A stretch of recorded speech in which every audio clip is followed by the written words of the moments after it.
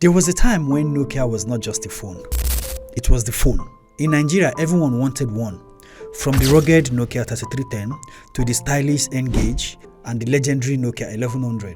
Nokia wasn't just popular, it was untouchable. Back then, if your phone fell, you worried about the flaw, not the Nokia itself. But behind all that glory, a silent fall was brewing. Nokia dominated the global phone market for over a decade. In Nigeria, it was the king of the streets, affordable, durable, long battery life, perfect for all our rough terrain and unreliable electricity. It even came with touchlights, radio, and the addictive snake game, the simple joys we still remember. But then came the storm. In 2007, Apple launched the iPhone. That same year, Google introduced Android. The world was changing. Touchscreens were taking over.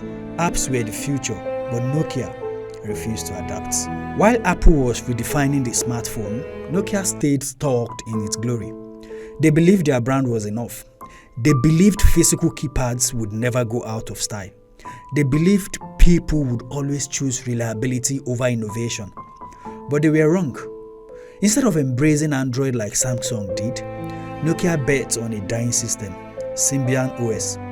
It was clunky, slow, and no match for the slickiness of iOS or the flexibility of Android. In 2011, they tried to recover by partnering with Microsoft and switching to Windows iPhone.